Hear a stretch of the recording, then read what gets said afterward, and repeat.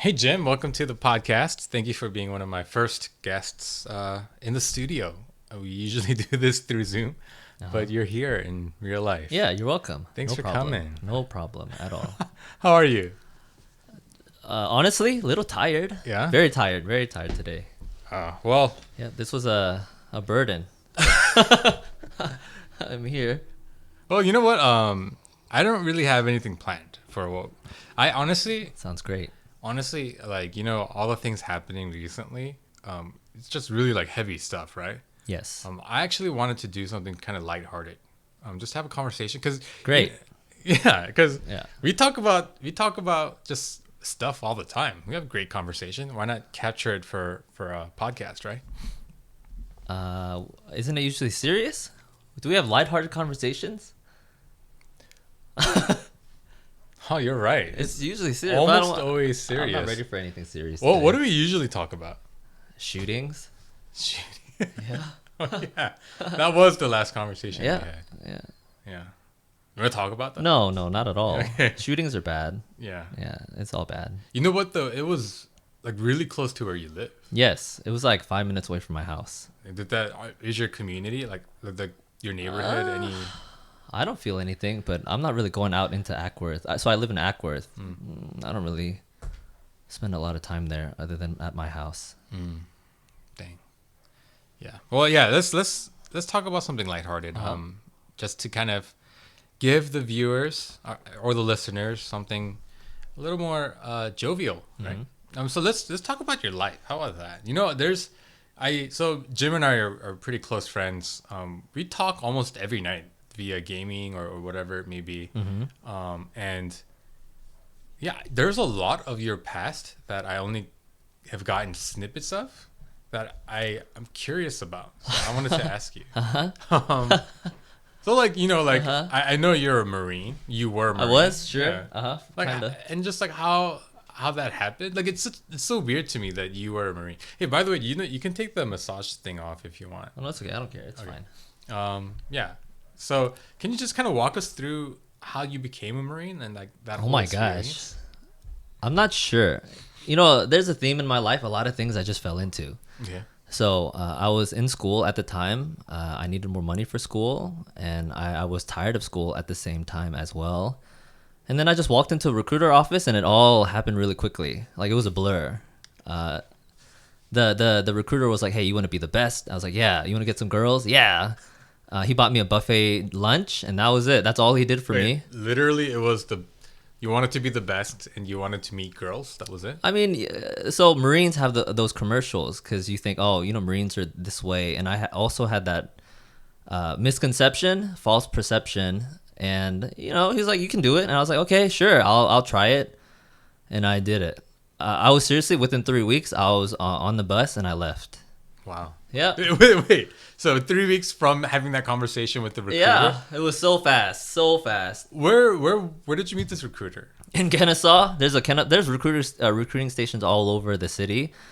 And I just walked in just trying to get some information. And I was actually trying to join the army. And I was walking out and the Marines were like, "Hey, come in." I was like, nah, no. He was like, "Just come in. So their sales tactics are very good. Very, very good. So wait, give us a timeline. Was this after you graduated high school? I don't remember. Or So I enlisted in 2011 into the Marine Corps Reserves. 6-year contract. So I was in school, and yeah, it's so long ago, but yeah. So there's the Marine Corps, or all of them, they have minimum physical fitness standards. And then they maybe do like the initial test, and they're like, "Oh, you can go today if you want it." And I was like, "What?" I thought you said it was gonna take like 3 months. Nah, it's okay. And then I just took whatever job they wanted to give me, and I went. And then yeah, it took like maybe less than 3 weeks. It was really, really fast. Everything happened really quickly. wait, so 2011, you've been. That means you were graduated from high school at least like 3 years, right? And so were you at Tech at the time, or? 'Cause I know you So were at Tech that for point, like- I was at Tech for that season of my life. I was at Tech, and I was really frustrated and tired. And I thought the Marine Corps would be a nice break. See, that's what Georgia Tech does to you guys. It makes you think that joining the armed forces is a better way. Like if I die, it's not so bad. There were times when I thought, if I go to jail, at least I'd get a break. Like I could, build my body up, read some books. Anyway. Wow. That's what tech was like for me, at least. Wow. So did you like withdraw from school at this point, and then you were looking at? You just it's like a temporary suspension. You just tell them, hey, I'm going to the military, and anything in your life, they have to suspend it. Like your work, they have to let you come back after training or whatever. School too. Any obligation, it's superseded by it. Wow. So how was that experience? So, from talking to this recruiter to It's funny. My recruiter was an Asian guy, so I trusted him. But by the time I came back from training, which was like a few months, he was out of the Marine Corps. Wow. Yep. Got me. Do you think they have like a race quota? No, they do. Every recruiting station, they have to send out like a couple a month. And you know what's real? Okay, so I'm talking about like a race quota. Yeah. No. Because I wonder if this Asian guy was like, I just need to find an Asian guy. No, to heck replace me. no way. Oh, okay. Like the Marine Corps especially, and I'm sure all armed forces, it skews very like minority. Like black people, Mexican people, a lot of them. Very few Asians though, but there are white people there too, but definitely like a lot of brown brothers. Oh, so you sign up, you put this temporary suspension on at school, and you go. How was that experience? Because 3 weeks is not a lot of time to mentally prepare for that, right? I thought it'd be chill. So if you actually go on YouTube and you type in Marine Corps boot camp, you see literally everything they do. So I didn't know. I got on the bus and I was like taking a nap. I was like really comfortable, a little bit excited. And then when we get there, as soon as the car doors open, so we were in a van. We call it a bus because they bus you out or whatever. So we were in a big van, like a dozen of us. And as soon as the van doors opened, yelling started. Like get out, get on those footprints, 5, 4, 3, 2. Like everything's they count down everything. And the yelling started as soon as my eyes were open from the nap. And then the yelling didn't stop until 13 weeks later. Okay. They yell at you from 4 a.m. till 8 p.m. And then you go to sleep. That's it. It's yelling all the time. Like the environment is so stressful. And they do that on purpose. But yeah, it's crazy. So is it like break you down to build you a new type of... That's what they say. That's what I was told. It's to brainwash you too.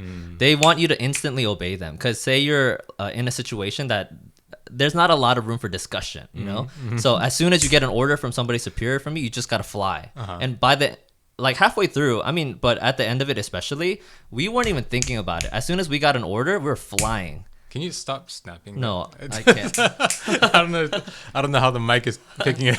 Sorry, I snap a lot when I talk. But yeah, that's how it was. Wow. So, just to put, this actually helps me understand your personality a little bit. Because, like we were talking about, we play a lot of video games.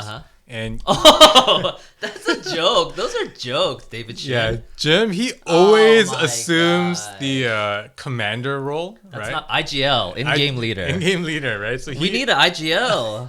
And he's always yelling, "Hey, go here!" I'm like, why would I do that? This doesn't seem smart. Let's discuss this before we go silly. into action. And in a gunfight, you don't have discussions. You just go. And I have the game sense.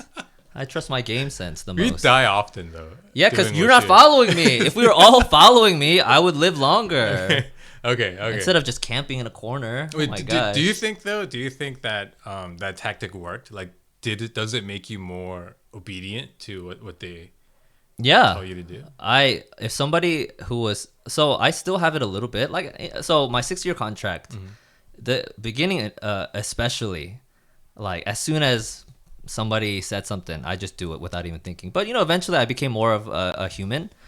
And towards the end, but still, if somebody who was like a E5 or above, right, I would still consider them. And especially if they're so enlisted, it's E1 to E9, E7, 8, and 9. I would definitely respect that person. Just I don't know, it's ingrained in my brain to do that. So even outside of the Marines, I wanted to take his orders. I don't have to, but I would still, give them respect and stuff like that. But yeah.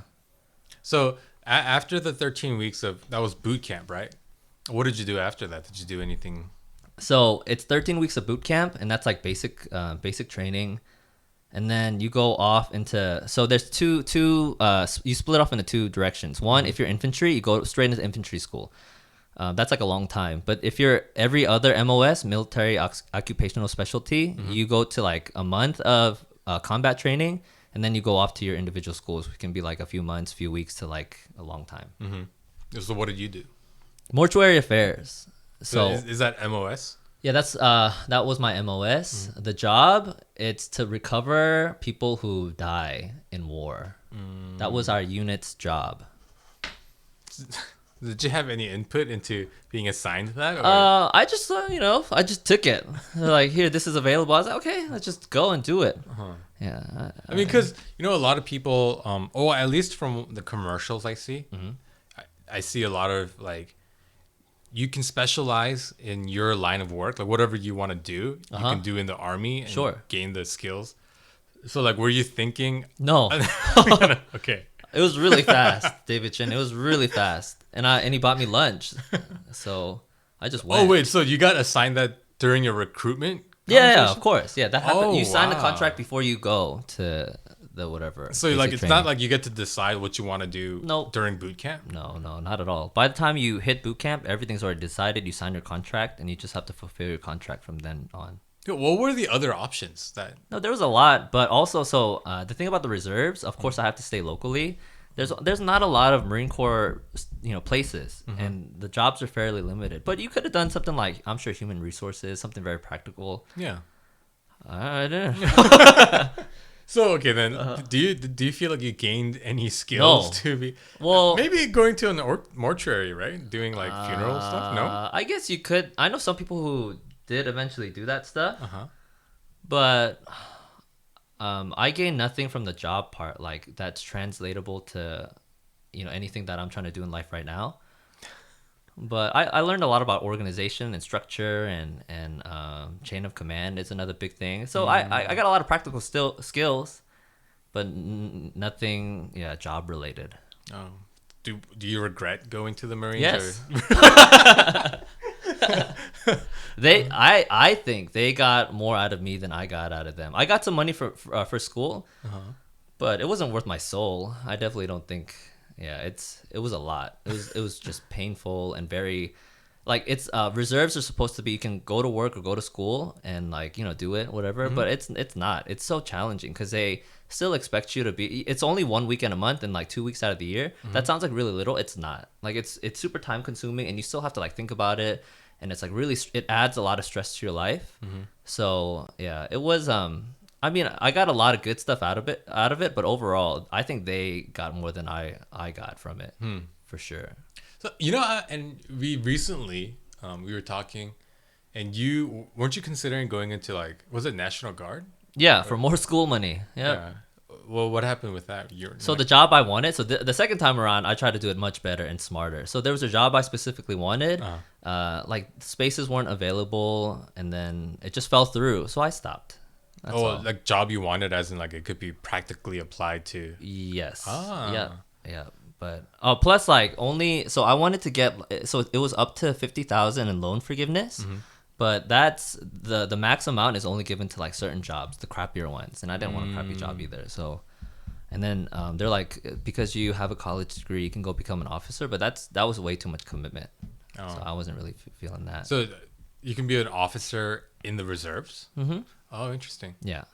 Yep. So so there's army reserves, marine reserves, right? Do they have separate like different generals and stuff, or? The chain of command is different. Like the very, very top, it's same, but there are like branches that separate. Oh, wow. Yeah, like the highest person in charge of like the reserves, he's like a general or something. But then there's the commandant of the Marine Corps, who's the highest person. And he's over everything. But the highest person of the reserves, like he does his own thing over here. But yeah, it is separate, but all still under one giant bubble or umbrella. Interesting. But so, okay, when you talk about... Are we going to talk about this the whole time? No. I'm just really curious. Really? Okay. Because you talk about having gained practical skills, right? So, but you don't think those practical skills are of benefit to you, or... I think just weren't worth so. what it cost. Okay, one, I think it's good on the resume. Like, oh, I did this. I think that's really good. The thing that what I gained from the Marine Corps the most, I feel like, was ability to handle stress. Oh, interesting. Yeah, I handle stress pretty well, but actually to the point of where I don't deal with it and I just kind of smush it all down in an unhealthy way. But I function, which is good sometimes. Yeah, not to be healthy, but you function though. I function pretty well in a lot of circumstances. Interesting. Yeah. Huh. So if someone, because you're a pastor now, right? Mm-hmm. If someone in your congregation, high school senior, let's say, says, Don't. So your automatic response is going to be don't go. Okay. So for anybody who's thinking about the military as an option, first you need to get all the information you can. Actually, a kid from another church, he went into the Marine Corps. Right now, he's like pretty miserable, but he went in. So there's a difference between full time and part time. There's different benefits. If you go full time for 4 years, they'll pay for your school and give you some extra money. So that's a really great benefit. I think if you want to go to college and you don't have a lot of money, definitely consider going to because you finish by 22 and then you're set. Like you won't have to worry about expenses throughout your college career, which is really, really good. Like a lot of people, don't have it. I didn't have it figured out in my mid 20s. So I think that's really helpful. And then also, if you want to if school is not for you, the military is also an option. So the thing about military, I think you have to be comfortable with somebody being your boss, like all the time. Like I know we all have bosses, but it's different. Like this boss has so much say in your life, like way more than a regular, like, a normal world. What do you call it? Whatever. Anyway, Like outside an employer. what's that called? Not if you're not civilian, on the civilian side, like. Bosses are like, hey, just do your job, and sometimes they're jerks, sure, but no, so in the military, everybody who ranks higher than you, they can give you orders, and you have to obey those orders. So you have to be someone who's willing to follow orders. Sometimes, for me, what's really frustrating, my skill set wasn't really valued. In the Marine Corps, they valued people who were like fast and loud, right? That's not my style. Like I hit E4. So in the Marine Corps, E4 is a corporal, and you're like a very low level supervisor. My style wasn't to yell at everybody. Like, hey, we got to go clean the bathrooms. I went in to clean the bathrooms with them. Nobody was yelling, and my physical fitness scores were above average, but they weren't like at the top. My skill set wasn't valued. There's a lot of people who I don't even know. Like, I don't know how they ranked up so quickly, but they just had no idea what they're doing. They lacked experience. They were very young. Just because they ran like really fast, I think they promoted them faster. Or because you suck up a lot too. So I was always frustrated with many of the leaders. I mean, some of them were really good, of course, but I was frustrated, especially with the lower level of leaders that were appointed over me. And you have to be okay with that. So you have to be like okay with a lot of things, be frustrated with your leadership a lot of the time, and they have they also have say of when you can go home, where you can go, like if you're allowed off base, all of that kind of stuff, unless you get married. If you're married, then you have a little bit more leeway, but a lot of people like get married just for the extra freedom in the military. The high school kid that he's like 2 years into the military, he's like, hey, do you want to marry me? I was like, what? He was like, I don't want to live in the barracks anymore. I was like, bro, that's not it. But yeah, it's like that. Hey, that's interesting. Does the military acknowledge gay marriage? They do now, I think. Like the don't ask, don't tell stuff was kind of, they changed it up a while ago, many years ago. So they acknowledge, same-sex partners and same-sex marriages, I'm pretty sure. What are we talking about? Is it appropriate to ask you if you're gay? Like to someone in the military? No, to you specifically. To me specifically? Yeah. I'm not. Okay, no, because I just want to make sure, because someone listening might get the wrong idea. Because because that boy wanted to marry me? Yeah. So one, I would get some of the benefits of a military husband, but he also would get the benefits of not having to live on base. It wasn't out of love. Like fraudulent. It was fraud. It's fraud. But he was like, I know there are other people who do it. I was like, I don't care. That's not the way. But yeah. That's crazy. To go back all the way to your question, what do I say to somebody who wants to be in the military? One, I think full-time is good. A lot of benefits. But you have to just be... Oh, okay. So I said that already. The next part I wanted to say is 20 years. If you serve 20 years in the military, say you're 18, 20 years, 38, you can retire. And you get a pension every month. Like 1,000, 2,000 a month. Oh wow. Yeah, so it's crazy. If you make it to 20, it's hard to make it to 20 because you have to keep ranking up. Like if you stay at a low rank, they'll kick you out. But if you keep really? if you keep ranking up, and also the higher ranks are more competitive. The lower ones, it's just automatic. You take some tests and you just wait. But higher ranks, you have to get chosen and selected based on like scores and like your resume and stuff. But they can also push you out at like 15. But anyway, if you make it 20 years, it's a really good retirement. And you're like so young, you can do whatever you want. So they can literally just say, we don't want to give this guy pension and kick you out at 19. I mean, they probably won't because like they're your peers, right? Your peers and your leadership, they want to help you out. But yeah, people get pushed out all the time. They'll give you options like, hey, you can try to keep going for 4 more years. Unlikely you'll hit this rank.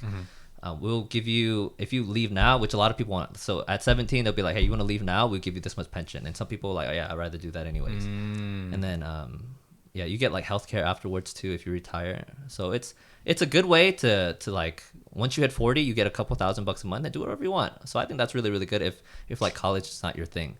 So for you, how many years did you serve? 6. So can you go back and try to finish the 14? You can. But again, like it's, well, at my age too, it's, well, first going back, I think, well, that's not true. I don't think it's hard because people are still, when I got out the first time, or not the first time, in 2017, every like couple months, somebody would call me, hey, you want to get back in? And I was like, no, I don't think so. But getting back in is probably kind of easy. But you can, but in the reserves at least, of course, it's not the same as a full-time pension. But there's still benefits to it. But I don't think it, yeah. Wow, so you were done in 2017? Yes. We had met at that point, right? Were you in the reserves when we met? Maybe. I don't know. I don't remember. Probably. Interesting. So you were like every month going somewhere for the weekend? Yeah. Oh. Yeah. And then 2 weeks out of the summer, I was outside. Oh. Yeah, they make you sleep in tents. I hate that. I hate it. Okay, then so what happened after in 2017 after you were done? Bro, that's a long time ago. That was like 4 years ago. That's a long time. Is it not? That's barely. What happened then? Yeah. I don't know. I'm in seminary now. Wait, so did you go back to tech in 2017 or what? I don't remember. No, so I was at tech in my young 20s, mid 20s. I don't remember. Because I mean, you can still go to school while you're in the reserves, right? Yeah, you can. I did. I was in school while I was training. Yeah, it was just weekend but yeah. And then you decided to leave tech. So I started off at Kennesaw, then I transferred to tech. Mostly, I think, looking back on it, like mostly because my parents wanted me to do it. And then I got there, and then eventually I ended up in the IE major. Yep. And like, I was just really miserable and tired, and my grades were bad. And also like my family situation, I was working like at least 20 hours a week, maybe more. I mean, for sure more. So I definitely wasn't smart enough to handle all of that, and my time management was really poor, but my grades weren't very good, and I was like super miserable. And then like a few years, eventually I decided to go to seminary anyway. And then for me, it was like, why am I wasting all this money trying to do this thing that I don't really want to do anyways? That was part of it. A lot of it had to do with money, because every semester is like, what, 10K at least. And then I have 50, right now I have 60 altogether. I have 60K in loans already. Yeah, so I was like in this big hole with money, and then so I left and I went back to Kennesaw, which was close to my house because I used to live in Kennesaw. I tried to finish as soon as possible, as fast as possible, which I did. I studied English, which was harder than I thought it would be. I thought it'd be pretty chill, but that wasn't chill either. And then I remember you reading a lot. A lot of reading, right? I had to read by buying the audiobooks and listening at 2 times speed. That's the only way I could read all of it. It was hundreds of pages a week. I just don't like reading like that. But yeah, I had to do that. A lot of writing. Like the most I've ever written was like 3 pages. The last paper I wrote was 15.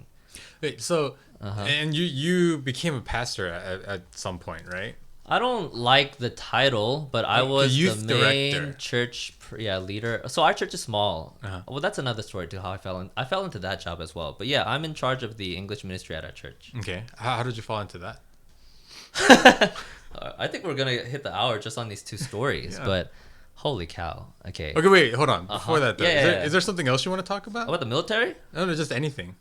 Oh no, not especially. Uh, But just it's long. All of this is just so long. just keep it short then. I can't. It's too long. Snippet. Snippet. Yeah. There was nobody there, and I was there, and they were like, "Do you want to do it?" I was like, "Not really." And they were like, "Okay, just do it," and they paid me, and that's it. That's the snippet. So when did that happen? Was that while you were in the reserves? So 2014, I feel like I met the Lord for the first time. 2015, I was serving at Emmanuel Church. 2016 is when I came to the church I'm at right now. I see. So you were like a year away from being out of the from getting Marines. out, yeah. And then So I guess I was still in it. so you were wow. So you were juggling a lot of stuff, huh? Yeah, I still am. Yeah. Yeah, Well, now you don't have to. At least you don't have to worry about the Marines. that's true. Yeah. That's true. And now, so you hated reading so much for your English major, but now you're in seminary, Yeah. which involves a lot of reading. Yeah, How is that going? it's hard. Well, you know what? I always wanted to ask you this. I think I did ask you, and you gave me kind of a short answer. But I've always been curious. Does seminary really prepare you to become a good pastor, or is it more of a checkbox, like credentials? I think it's what you make of it. At least, so I'm at Columbia Theological Seminary right now, and a lot of people are like, "Oh, it's too liberal" and all these things. But my experiences so far, it's only been a year. This is my third, so it's my second full semester, but I've been here since the summer. So I've taken like 12, like 15 credits or something like that, right? So it's 3 years too. So I'm finishing my first year right now. It's 3 years total. I really enjoy it. Some classes definitely are like, oh, here's some busy work, and just read this and learn this, and just what like history classes. History classes are always like that. But Christian history is also really interesting. But like for example, the classes I get a lot out of Old Testament interpretation. I think most people in the church, and me included, we don't really. It's like Old Testament, Adam and Eve and Moses and whatever. But if you really look at it and like study. Not just the stories in the Old Testament, but like what kind of books there are back there. Like I'm learning so much about the time period. I think context is really important. I'm learning a lot about the context of when the Bible was written and like what all of this came out of. And the more I learn about the Old Testament and the history of the Bible, it makes me believe even more. So I think, because I was always worried, people are like, oh, what if like, your faith is kind of shaky and you go seminary and you stop believing. That was a concern of mine because a lot of people said it. But the more I learn about the Bible, I am constantly like reaffirmed the Bible is real and it's unique and special, and somebody greater than a smart person wrote it. That's what I keep learning about. And I also take like really practical classes. Like one of my 0 credit hours, which is silly. Like, why are you making me waste the hour a week at it? But the class was, we give you this passage and each person has to read it like a scripture reading, right? Like you would do in a service. And then the 3 other people in your group would critique you. And I think that really helped me. Like it made me, it makes me think about like speaking and preaching in a lot of different ways. I think it adds layers for me to think about. What's another class I'm taking right now? Like, so I'm taking a preaching class right now. It's very practical. It's not like, oh, just pray and the Holy Spirit will guide you. I mean, there is, of course, the spiritual element of it, but it's also very practical. Like, this is your message. This is how you should structure. These are all different. So what I like about Columbia, they're not just like, this is the right way. They'll give me different perspectives from different people, some like liberal, some conservative. And then you kind of have to decide like what you want to believe and like take on as your own, which I really like. I like to see the bigger picture. And then I make it make sense to me, which I'm really enjoying it, actually, seminary. Oh, except for the busy work. A lot of busy work because of pandemic. Yeah. But I feel like I'm learning a lot. Like, it's really practical. And it's definitely making me a better pastor, for sure. Yeah. That's awesome. I guess. I hope so. We'll see. I don't know. You should ask the students, I guess. Yeah. You know what? I will. No, don't. All right. So what else do you want to talk about? What I want to talk. Yeah. Isn't this your? This is a free flowing conversation. I have a bunch of kind of hot takes I want to ask you, but I don't know if you're comfortable talking about some of these things. So I mean, Okay, because you stream sometimes. Yeah, I do stream on the Twitch. Yeah, on Twitch, Yeah. you play video games. On one of your first streams, we talked about Ravi Zacharias. Oh, we're gonna talk about that stuff. Okay. Yeah. Okay. Sure. And he recently passed, right? So we were talking about how great he was, but a bunch of stuff came out about Yeah. how terrible he was, right? Yeah. Yeah. How did that make you feel? First, I liked, so I learned a lot from Ravi Zacharias, but I didn't feel a certain way about him. I was like, oh, I really, yeah, he wasn't like, oh, I admire this person, I have affections for this person. It wasn't like that. It was just some guy who said a lot of smart things and I learned a lot from, like many layers of separation, right? Yeah. But that makes me sad because he can't defend himself. I think that really sucks. I feel bad for all of the victims, which I mean, whether it's done or not, like something happened. Okay, like I think that really sucks for everybody who was impacted in that way. Because to speak out, I think is really hard, and especially I think our world is a little bit more cynical. Like, oh, what do these ladies want out of it? Like, I think that conversation is really sleazy. I just really hate that. I mean, maybe it's true. It could be true. I just don't like it in general. But I mean, with this though, it's unique because wait, do we need to give context of what he's being accused of? Sure. Oh, I guess. I'm sure a lot of people don't know. Yeah. So basically, there's a massage parlor that he partly owned, right? Something like that. Yeah. He was invested in somehow, and a lot of like there were masseuses there that were pretty much pressured into doing just really like sexual stuff. I don't know if actual like, I don't know how far it got, but there was just really like just something that a pastor should never do, right? Like, so yeah, that was the accusation. It apparently happened for years. Some of the crazy things I heard is the victims said he would say things like, "You are my reward for all the work I am doing for God." Yikes. Yeah. Yikes. And things like you can't tell on me because that'll affect like so many people's lives. Like all the positive I'm doing, you're gonna negate. You think he was actually this really horrible person? Possible. I mean, that's what it looks like. And the thing that was unique about this situation is the ministry that he founded, the Ravi Zacharias ministry. They actually immediately started investigating it, and then they straight up said, yeah, it looks like the accusations are right. So there's really very little reason to doubt what the victims are saying right now. So I don't know. Yeah. Was he just a crazy like monster, or was there something that we don't know?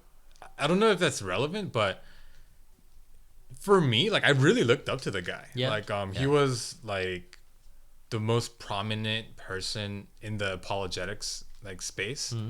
He was, I think, the first evangelical to speak at the Mormon Church. Like he was like groundbreaking. Like and some of the stuff, some of his teachings influenced a lot of other leaders. So he was a very big figure in the Christian world, right? So Yeah. I don't know. There were, especially because what we talked about publicly about his death. Yeah. Like there was nothing that kind of like struck you at all? I can't. Yeah. So again, when I at least the first stream, I remember the first stream we were talking about it because he just passed away. Even like, so he has some like not good stuff in his past, not sexually weird stuff, but like the doctor title, he didn't really go to school and earn it or something like that, stuff like that. So it was weird. Like there's a lot of weird stuff in his past, but I mean, I just really liked what he said, and I understood it, and I found it very rational, and it made sense to me, and I kind of added it to sort of my tools of understanding theology. Yeah. But yeah, it's not like I really liked him or cared about him or anything like that. So then let me tie this into a conversation we were having pre-recording. Okay. Because we talked about does the speaker of the message affect the message? I think in his case, it does. It does? So do you think it nullifies, because of who he was as a person, it nullifies the things he said? I don't, like, not in a way it cancels him, but it affects the way his message is received and heard now for sure. Like, I think like he had such a big reach, but now that reach is way more limited now because of his bad reputation. Yeah. But So then let me ask you, like, at church, yeah. would you think twice before showing a clip of something he said that you really liked in the past? I actually just at our church, I don't really show a lot of other people's messages. I actually like this sounds. I don't know how this is gonna sound, but I don't listen to a lot of other sermons because I don't really want to use it. You know, I want to be inspired in my own way because especially when I was like a younger church person, church leader. I used to listen to a lot of Louis and a lot of Levi Lusko, a lot of like Brian Houston, and then a lot of like my ideas about God were being shaped by these people, and then I was regurgitating it to our church, which it was fine. I'm still often shaped by the voices of our generation, but I don't like to be overly influenced by that anyway. But if like it just hasn't come up, would I like think twice before showing Ravi Zach? I would definitely show it. Think twice. Yeah. Unless it was something very specific. Yeah, see, I can see both sides of this, right? I can see a pastor saying, regardless of what he did, like the wisdom that he speaks is applicable and is still true. Well, I can see that side, but I can also see the side of, but how can you be like so insensitive to people? I mean, because like especially if you know, and if something similar happened to you, the trauma of that can definitely be brought back up while listening to this person. So, yeah, I don't know. Any thoughts on that? I don't think we should take away from the good that he did do, because I do think he did a lot of good in his life. But I also don't want to point fingers at him, because I think if we were in similar like situations of status and like success, I think we could easily fall into temptation like he did. Yeah. Because I don't think, like, because it sounds like he did something big and bad, right? I think he did something big and bad. I don't think big and bad stuff comes out of nowhere. It's because you have the opportunity, you let yourself be entertained by this temptation, and it escalates. And like nobody stepped in to stop him or recognize the stuff in his life. And I think that's why it just went out of control. So I think we could all be like that. I don't want us to, or at least I don't want to be like, oh, look how crappy that person is. I think I could have been like that if I was in, it's hard to say in that way. Yeah. Because we often disassociate ourselves like that. But I mean, the Bible, what it actually says, we all fall short. And, he seems grosser than me, but the reality is we're all that gross, I think. Yeah, it was just, I understand that in terms of kind of the judgment upon him. I understand that, but it just makes me think about like the impact that he had, right? Like it really I have to question like everything. Like, yeah, I don't know. I guess I'm just not kind of processing it right now, but like someone at my church like had Ravi Zacharias like visit them like at their house. Why? How? No, so it wasn't good. It wasn't a good situation. Like the one of the family members was ill, and like he came to pray and stuff. Interesting. Okay. But like in that situation, right? Like for them, I'm sure that was a very special moment, right? Like a faith leader coming in and praying for their family member. Like how great is that, right? But now that memory is tainted, right? And like, isn't it? I don't know. Well, I guess it's how close they were, but actually, funny thing, when I was really little, there was there was something wrong with my legs for a little while. I don't know when or why. It's before I could even remember. But the senior pastor of Emmanuel, he came and prayed for me. His wife, who she passed away before I could remember her. Like so, I knew her when I was a little kid, but she passed away like really early. They prayed for me, and eventually, like I started to walk again. I don't know. I guess it's a miracle. Oh wow. Yeah, I don't know. But that's funny because I don't remember any of that stuff. Yeah. But then later, our senior pastor, from Emmanuel, he went through a lot of controversy. Like he made some mistakes. And does that taint that like memory? No, not really. Like I'm really thankful for them at that time. Did he make mistakes later in life? Sure. Do I have a not so great impression of him now? Yes. But that memory, that's still something really precious to me. And what if he was making those mistakes during that time that he came to visit you? He wasn't a sexual monster, so it's not. Yeah, but You know what I mean? Like with Ravi and Yeah. the family that I'm talking about, like he Yeah. could have been perpetrating these crazy things. I personally think it's that kind of stuff is extra bad, so I can't imagine that. But I don't know. Maybe. I mean, I'm sure it does in some way, but like also I think I assume Ravi Zacharias was a close family friend, right? I think the person you know versus the person that they say he actually is, it's like hard to believe. You can't believe that he can do those things, and it's too surreal. I don't think you can like put those two people in like one space in your head. And I think they're just gonna remember, oh, Ravi Zacharias was a good close family friend. He did all these things for us, and that other side of him they won't even recognize. Like he's a complete stranger. I think that's how I would process it. So like for me, right, if someone who like let's say you, right? Let's say right now you're doing like crazy horrendous things, right? And later, like 10 years down the line, you like all of this comes out and I realize and find out about it. Like it would definitely taint all the good memories I had with you, right? Maybe. I mean, I think. Like Yeah. I can't believe he came to my house and played with my daughter while he was off doing these like crazy like Serial horrendous killer? things. Let's yeah, like if I was a maybe serial sure. killer. Yeah. Hey, I didn't kill you. Yeah, I don't know. This is just something. yeah. It's difficult. It's Yeah. something to think about. But yeah, I that's status and like what position you have, like what influence you have is I think so important. You know, there's a part of me that is like there's a part of me honestly that wants this podcast to get really big, right? Sure, everyone does. And like I want to have like influence, not to like be sleazy about it, but I want to. But for now, yeah.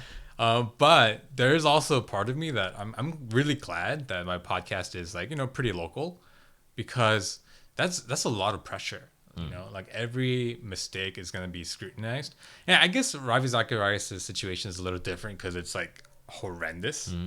But you can. I'm sure he could have done something small, like made a small mistake, and still gotten a lot of scrutiny for those things. Yeah. Yeah, that like again, we're often it's really easy to point fingers and be like, oh, look at like that pressure to be that kind of leader is really hard because he feels it all the time. Like you always have to be. So I'm not a big deal, but like as a like a church leader, I'm expected, or at least I expect myself to set the example, set the tone of all the interactions I have. Like, so we're part of a Discord community, and there's like over 100 people in there, and a lot of them are our church members. A lot of them are just members from other churches and members, just strangers from the community. Some people are from out of state, which is really confusing to me. Oh, just for context, Discord is a gaming messaging voice chat. It's like Slack for gamers. Yeah.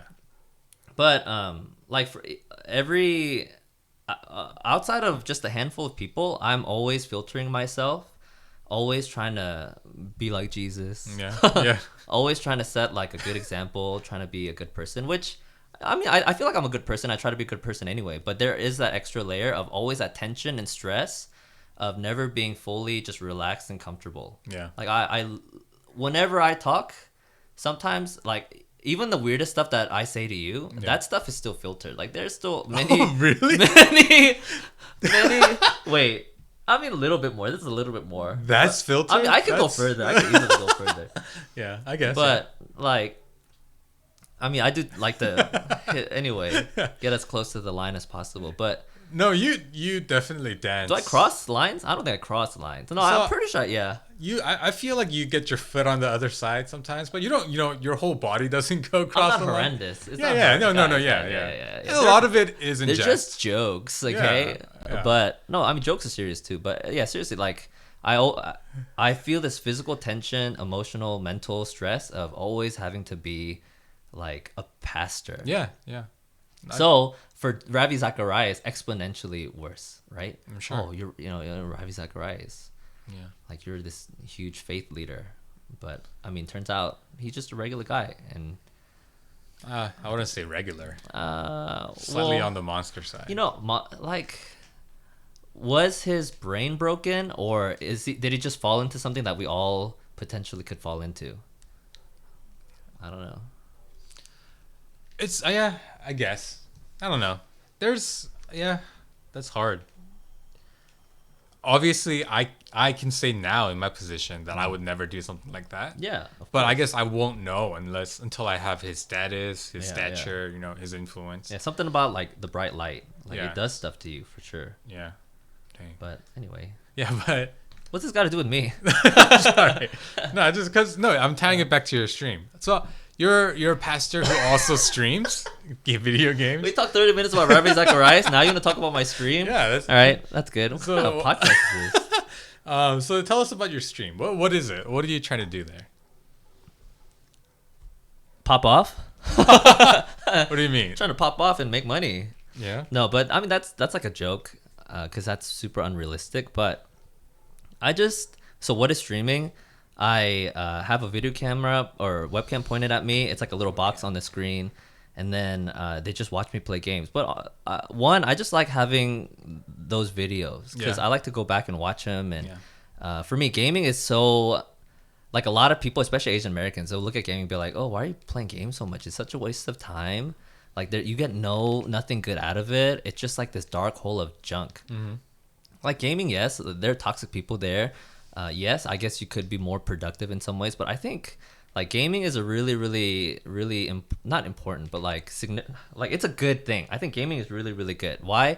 There's a lot of practical reasons. One, you're like training your fine motor skills, which why that's not a bad thing, Yeah. right? It's not a necessity, but I think more than that, you interacting with people, it's so invaluable. Yeah. I can see Like that. especially during the pandemic, if it wasn't for our Discord server or gaming, I think a lot of us would be so lonely and like so isolated. But we play games every night. This is the only way. So even at church, we're still not meeting in person because a lot of them are young and their parents have to bring them, and their parents don't want to bring them. Yeah. So this is the only interaction I get, like a day in, day out, like week to week. And I'm interacting with people like so much more than ever before, I feel like. And like a lot of people so when you're gaming too, like for example, a game like Valorant, it's a team game. It's 5v5 and there's objectives you're trying to execute together. It takes a lot of teamwork, which is a valuable skill. A lot of communicating well. It's another thing that I think you learn through gaming. So there's so many like great things that come out of it. And like anything, it should be done in moderation. Like Yeah. you shouldn't be sacrificing your school. But if my kid, if he finishes his schoolwork and like he just plays games the rest of the night, like go ahead, hang out with your friends. Maybe you get really good and become like Shroud, who's a famous gamer. I don't know. I think if you're passionate about it, go do it. And I think gaming is something, if you're passionate about, a lot of great things can come from it. Mm-hmm. And I hate people are like, oh, why are you wasting your time? Like go read a book. Like, do you read? You don't game. Are you reading? What are you doing with your life? Yeah. Watching Netflix, YouTube, TikTok? Yeah, get out of here. Aren't you really into TikTok these days? Actually, I was on TikTok like 2 hours last night, right before bed. I couldn't stop watching it, just one after another. Yeah. No, but I think you bring up a good point. There are people, for some reason, who vilify gaming Yeah. more so than like watching videos. But I think you can equally waste as much time. Oh yeah. But I think you're right on gaming, like through Discord. Yeah, I've maintained a lot of relationships through gaming. Like I have a friend who lives in Virginia. Yeah. And another friend who's like kind of toward where you live. So it's hard for us to like really meet up. But like we game like very often, and yeah, it's strengthening. I would even say it's made our relationship better from pre-COVID. Yeah. Yeah. Definitely. Absolutely. Like, so before Discord, I wasn't calling up my friends 2-3 times a week, like to just talk. Yeah. I've never done that. But now I'm gaming with my friends, spending time with my friends, talking about all these different things. My gosh, like for me, so much good comes out of it, and I really want to grow the community more. But again, so one of the missions of our Discord community too, it's to be like a bright light in a really dark place, because gaming is really dark too. There's a lot of really like gross and toxic people online, which like seriously, every time you play, if you play by yourself too, you're gonna run into a lot of these people. Yeah. And it's a really on a lot of the pros too, they're really toxic, which I really hate, because they should be setting a better example. But yeah, it can be bad. So I really like that we're trying to create a safer space for even young kids, especially like middle schoolers. But a lot of the college kids, they just show up and play games. And I mean, I'd rather them do that than go out underage drinking or something stupid like that. Yeah. So yeah, there's a lot of worse ways to spend your. And going back to just, I know students are like, I've been watching YouTube for like 3 hours. Why? Okay, get off. yeah. But yeah, definitely a lot of other worse ways to spend your time. Yeah. So where can we find you? Where can we find your stream? Stream? Oh, twitch.tv/apologetics with a K. So I don't really stream that often, but yeah, just stop by and say hi. But also, like, if you're someone we know and trust, definitely come to our Discord, because a lot of conversations happen there. Yeah. A lot of really good ones. Yeah, I feel like we've had some of our best conversations on Discord. Yeah. The ones where I genuinely worry if you're kidding or not. You know, They're jokes. Is it a joke? They're all jokes. David Shin, jokes. Yeah, no, but it's fun. I think, yeah, I'm really grateful for the community you built, because I don't like that. We had a lot of help. I didn't do anything alone. Then you're right. You didn't build it. Yeah. It's been built in your proximity. It was organically. I'm just there. Yeah. Everywhere I am, it just good stuff happens. I don't know why. Yeah. Jacob. Just there. Any last topics you want to talk about? Topics? I don't Anything know. you want to talk about? Tell us more about your life. Like what? So we covered really from, like middle of college till pretty much now, right? Yeah. We talked about the Marines. We talked about Uh-huh. Georgia Tech transitioning to Kennesaw, seminary, all that. Anything else new in your life? New? Yeah. Nothing really. Well, let me ask you this: anything No. new since the last time you've been on this podcast? What are you asking me? I don't know. Anything happened between? Huh? The last time I was on, it was like a year ago. Yeah. Lots happened in a year. Lots happened. Anything you want to talk about? You know, I have never been happier in my life than today. What are you asking me? Okay. That's good. No, you know what? Okay, all right. Can't talk about that. Well, let's just throw this out there. How's single life? How's single life? Yeah. It's good and bad. Yeah.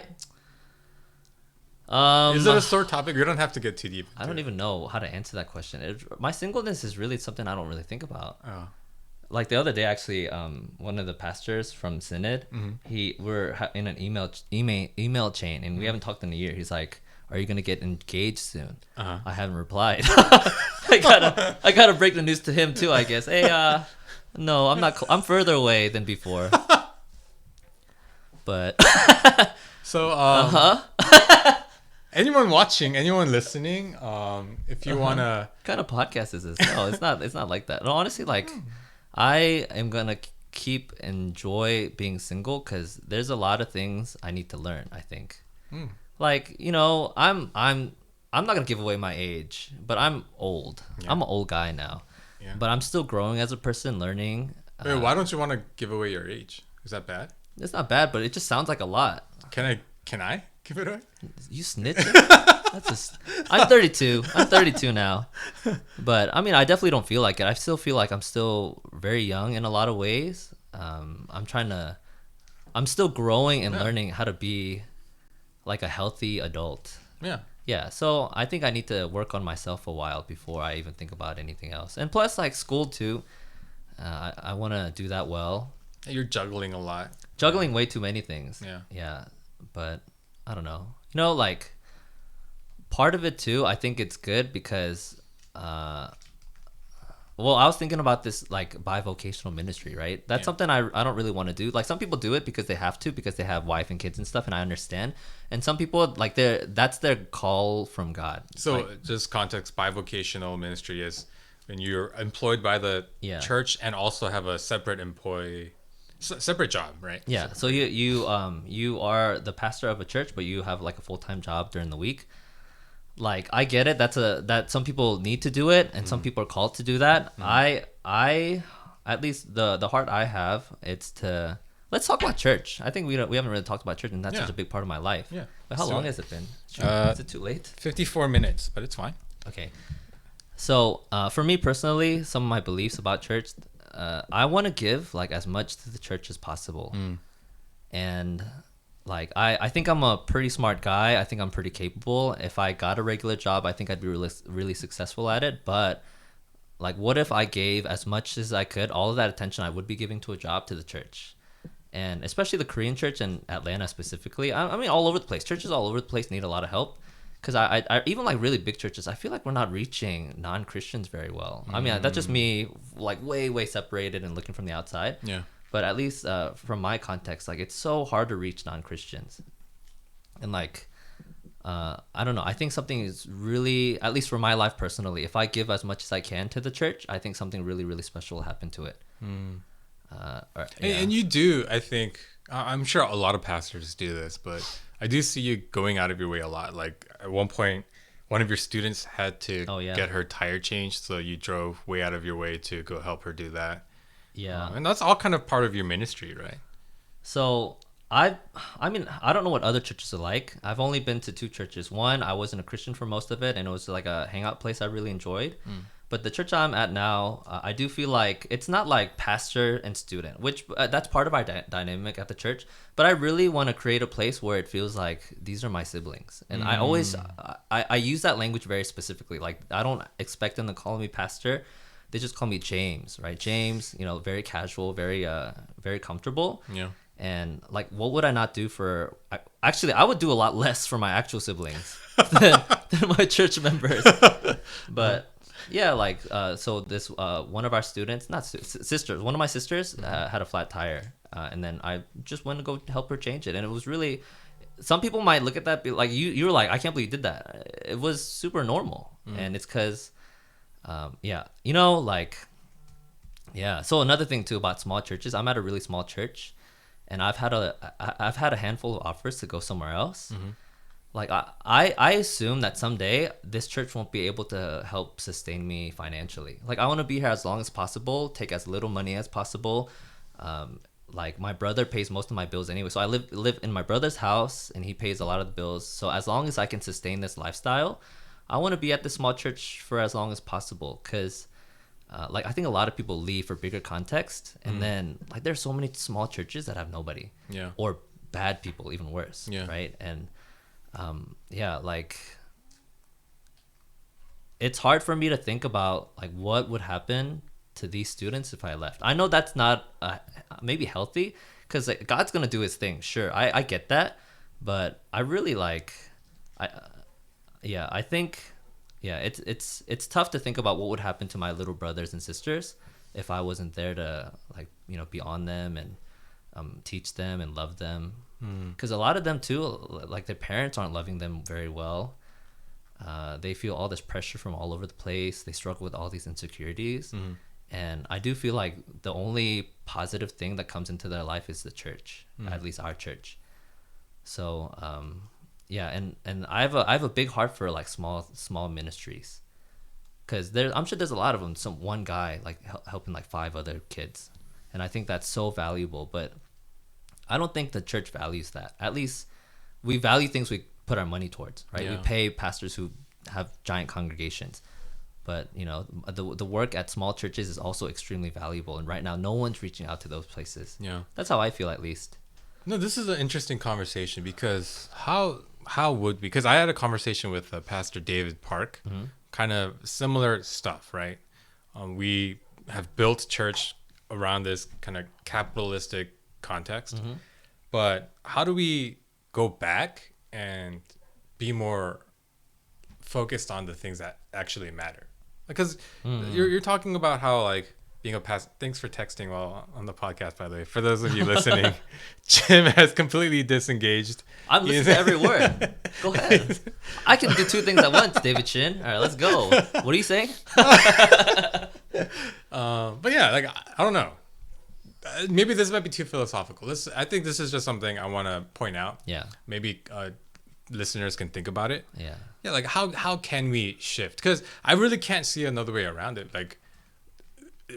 Capitalism and like scaling like people, and then just trying to get bigger budgets to do more things, like I think that all comes from a good place, right? Like the more money Yeah. you have, the more you feel like you can do. So like I don't think it's coming from a bad place. No, I think big churches do big things, which is good. Yeah, but how can we get to the like intimate relationship between leader and congregation, and like really like investing into people's lives, really discipling people? I would ask, for us, at least at our church, we give actually very little attention to Sunday service stuff. Like our services are 50 minutes. Well, so it's also because of pandemic, but like usually even before pandemic, it'd be like 2 songs, 20-25 minutes of talk, some prayer, and then we leave. And then the rest of our Sunday is a lot of fellowship.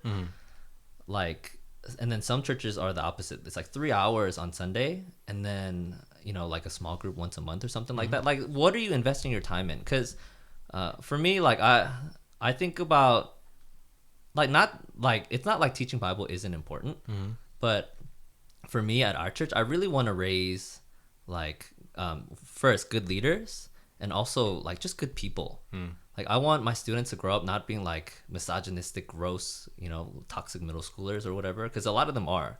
I want to raise like good men and women who care about people, who genuinely love God. And yeah, it's like, I don't know if this is a lot of Korean families, but parents just don't raise kids. I feel like not well, a lot of some of the older ones, right? Yeah. Like at least when I think about my parents, I don't think they raised me. I just kind of fell into the person I became out of a lot of bad stuff happening, a lot of bad stuff, a lot of mistakes, going into the Marine Corps by accident, but.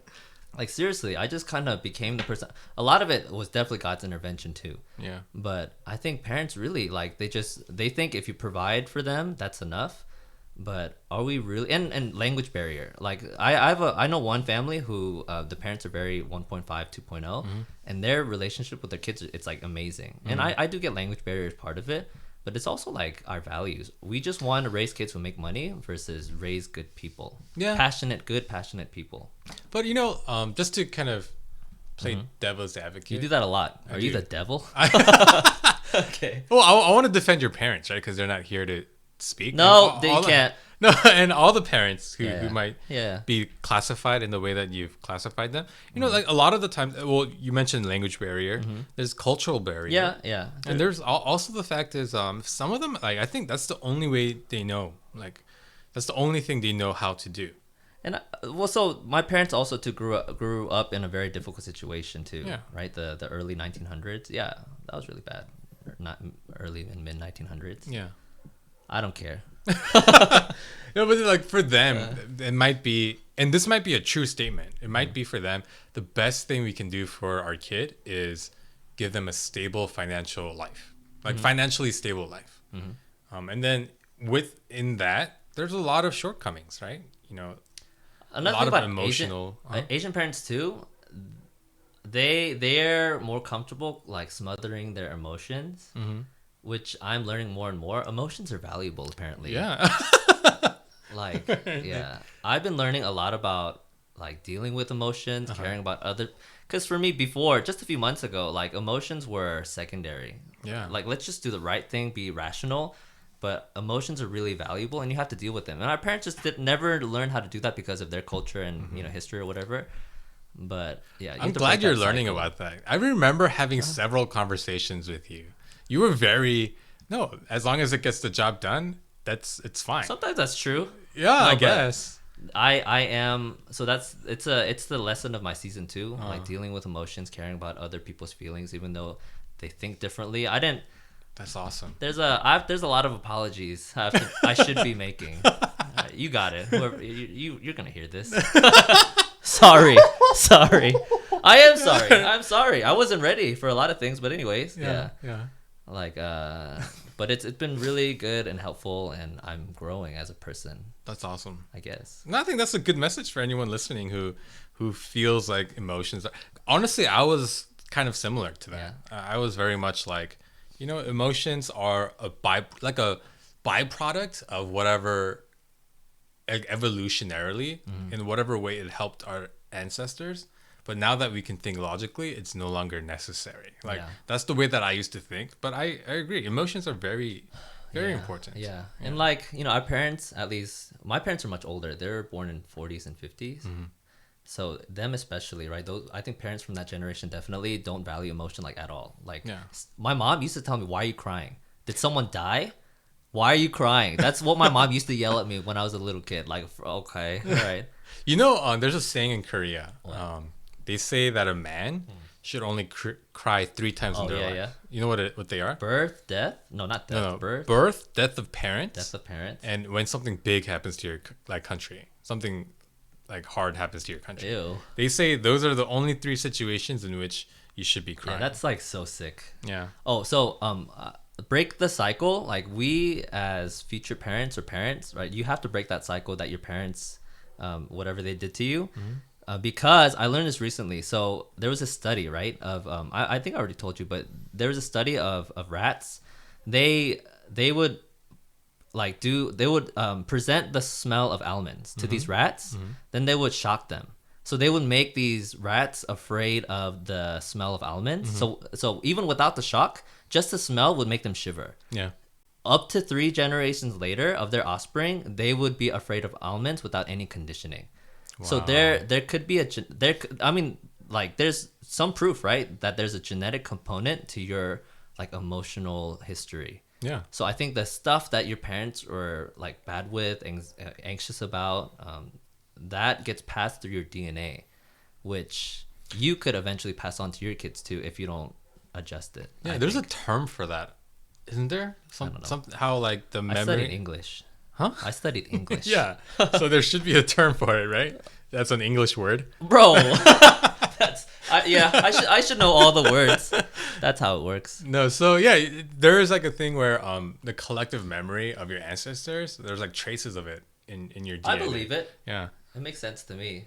And we talk about like generational sin within the church. Yeah. And that, I think when I learned about that, that became much more real. Right? Yeah. Yeah. So yeah, I'm glad we're having this conversation. Emotional health is very important. Oh my Mental gosh, health. it's so important. Yeah. I've been learning that you think you like. So the way I used to deal with emotions was to crush it and make it really small, and then ignore it. It apparently comes back. Like apparently it's like matter. You can't destroy it. You can just move it to the side for a while. Yeah, and I think that can have physical ramifications. Like that crushed emotions can manifest itself in the form of like ulcers and like things like that. Absolutely. Your emotions affect you physically. Yeah. Apparently. Hey, there's never too late to learn these things. It's good that you're embracing it. Oh, yeah. Well, we're past the hour mark. Is there anything else you wanted to talk about? No, we can cut it for now. I'll come back next time. Yeah, no, this is really refreshing. I mean, I'm not trying to minimize anything that's happening to like the Asian American community, but there is something the head pastor at my church said is we can't live in hate, and we also cannot live in fear, right? Hate as in we don't want to blame people and say like grow that hatred toward a people group. I don't know. Do you disagree?